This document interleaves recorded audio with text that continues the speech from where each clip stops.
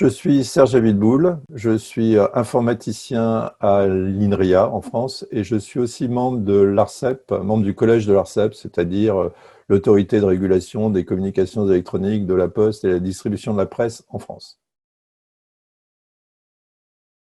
Il y a une chanson de Paco Ibáñez que j'aime beaucoup qui s'appelle, excusez mon mauvais accent espagnol, Andaluces de Jaén. Elle dit en gros que les oliviers appartiennent à ceux qui les cultivent. Alors pour les données, on pourrait dire la même chose, elles appartiennent à ceux qui les récoltent. Il y a la notion de récolte, on a vraiment l'impression que c'est des paysans qui viennent et qui cherchent des données, qui font tout sur les données. C'est pas aussi simple que ça, parce que ce qu'ils récoltent, c'est votre travail, c'est vos données personnelles, typiquement. Est-ce que c'est eux qui les possèdent Probablement pas, clairement pas même. Mais peut-être qu'en fait, la question est mal posée. Peut-être que ce qui est important, c'est pas du tout cette notion de propriété. Peut-être que la notion de propriété est un mauvais concept. Donc je vais poser deux autres questions. Et je pense que ça présentera mieux quel doit être le focus sur ces questions-là. Alors la première question, c'est qu'est-ce que je peux faire avec ces données? Bon, j'ai donné accès à mon dossier médical, c'est bien, mais j'ai donné accès pour qu'on puisse faire de la recherche médicale. J'ai pas donné accès à mon dossier médical pour avoir de la pub que je reçois en permanence. Je l'ai pas donné non plus pour une assurance puisse décider de me filer un malus. Donc la question de ce qu'on fait avec les données est une question primordiale. Et donc, ça ramène tout de suite à la deuxième question, c'est qui peut avoir accès à ces données? Alors là, on va regarder un sujet très particulier, il y a des données qui sont importantes pour toute la société. Par exemple, des données de transport, ça peut servir à une région pour optimiser des tas de choses.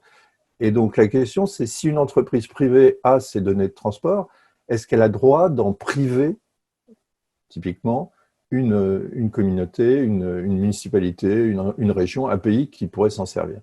Donc, est-ce qu'il y a des acceptabilités de l'accès aux données? C'est ça une autre question. Donc, ça ramène la question de à qui appartiennent ces données à une question plus compliquée qui est qui peut avoir accès à des données particulières et pour faire quoi avec? C'est vraiment les deux vraies questions. C'est qui peut accéder aux données et pour en faire quoi? Alors, il y a la question de l'open data. Alors, l'open data, c'est les notions fondamentales pour une société de partage et de solidarité. Alors, il y a plus généralement un concept que moi j'adore, qui est le concept des communs. Alors, c'est-à-dire, ce sont des ressources partagées, gérées et maintenues collectivement par une communauté.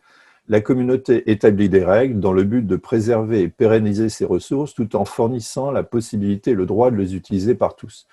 Là, ce que je viens de faire, c'est que je viens de citer Wikipédia. C'est quoi Wikipédia? C'est un super exemple de commun. C'est des tas de gens qui bossent pour vous mettre à disposition de tout le monde une encyclopédie. Alors, vous n'avez pas connu ça, mais dans le temps, une encyclopédie, c'était un truc en papier qui faisait 20 volumes que seuls les riches pouvaient se payer. Ben là, vous avez Wikipédia qui est beaucoup, beaucoup, beaucoup plus général que les encyclopédies qu'on avait il y a 50 ans et qui, en même temps, a une qualité probablement supérieure et qui est gratuite.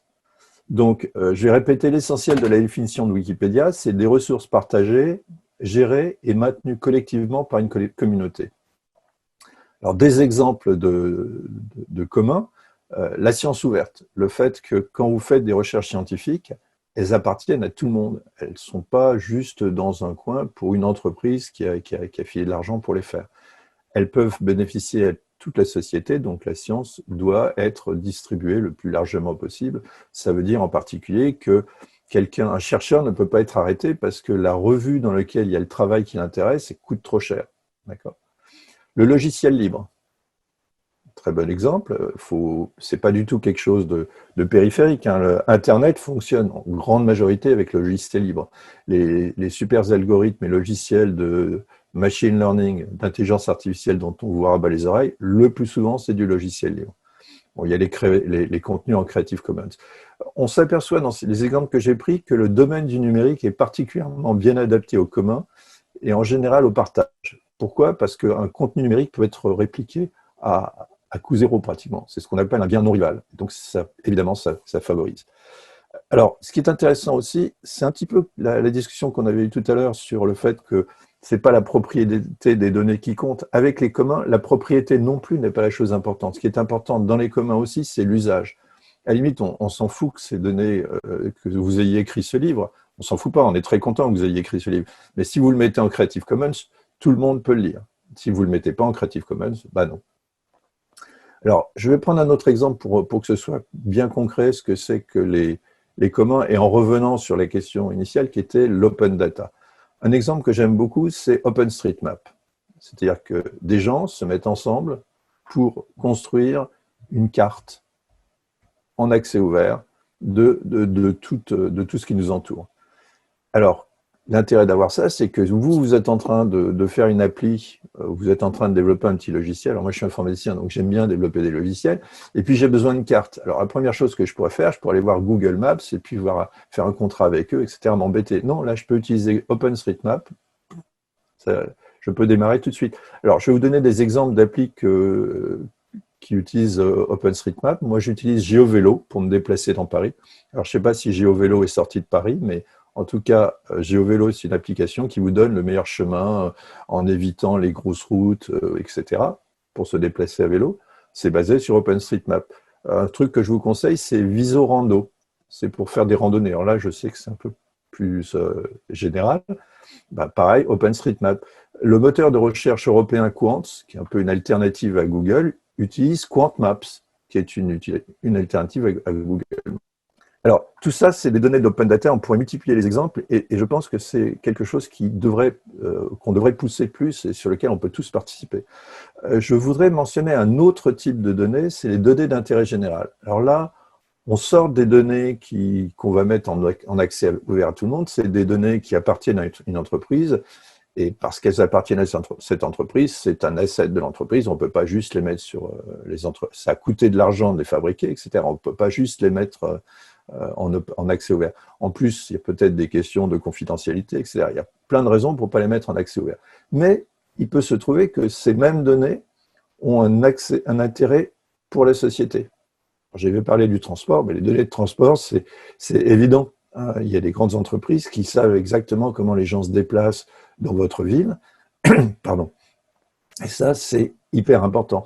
Donc l'idée, c'est il commence à y avoir un mouvement en Europe et même des lois, en France par exemple, pour ouvrir ces données, pas ouvrir, je vais utiliser le mauvais mot. Le mot n'est pas ouvrir ces données, mais autoriser ces données à être déterminées comme des données d'intérêt général qui vont être accessibles par d'autres pour faire des applications qui ont un intérêt pour la société.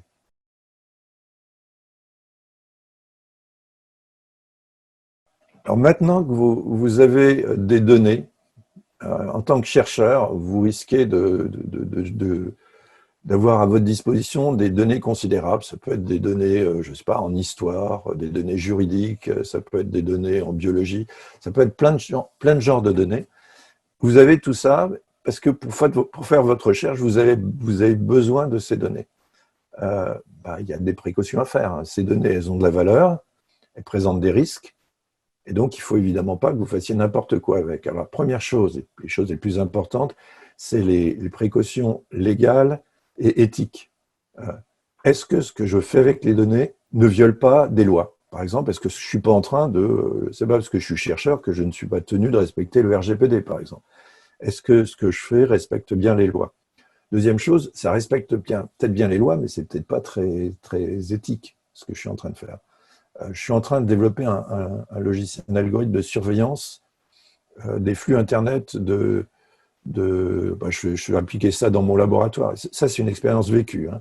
Je développe un logiciel de surveillance de flux Internet, mais ce logiciel, il fait quoi? Est-ce qu'il récupère des données qu'il ne devrait pas voir? Qu'est-ce qu'on va faire de ce logiciel? C'est des questions qu'il faut se poser en tant que chercheur. Qu'est-ce qu'on va faire de mon travail? Qu'est-ce qu'on va faire de la base de données que je suis en train d'utiliser? À quoi elle va se servir? C'est des questions qu'on ne peut pas ignorer quand on est chercheur, parce que c'est notre responsabilité en tant que citoyen, et en particulier en tant que chercheur. Alors la sécurité, là-dedans, c'est une autre dimension. Ce n'est pas de l'éthique, ce n'est pas de la loi, mais la sécurité des données est particulièrement importante. D'abord parce qu'elle est imposée par la loi. Quand vous avez le RGPD, il y a une clause qui dit que vous devez protéger les données personnelles dont vous disposez. Ces données, elles ont de la valeur. Il faut que, si je les récupère, alors si c'est des données que je récupère par exemple, on avait parlé de données d'intérêt général, bah, si une entreprise me confie ces données, j'ai une responsabilité violente, importante, majeure de protéger ces données, de faire qu'elles ne fuitent pas, de faire que les utilisations qu'on va en faire sont bien les utilisations qui étaient prévues par la convention que j'ai avec cette entreprise. Donc, il y a vraiment des questions fondamentales de protéger les données parce qu'elles ont de la valeur. On lit tous les jours des histoires dans la presse sur des fuites de données. Et ça, c'est les plus grandes entreprises, c'est Facebook, c'est Amazon. Ces entreprises-là se font piquer des données. Alors vous pensez bien que vous, dans votre petit laboratoire de recherche ou votre grand laboratoire, même dans un grand laboratoire de recherche, vous n'avez pas les moyens de protéger les données au même niveau que ces entreprises. D'accord ? Mais il faut quand même faire le mieux possible.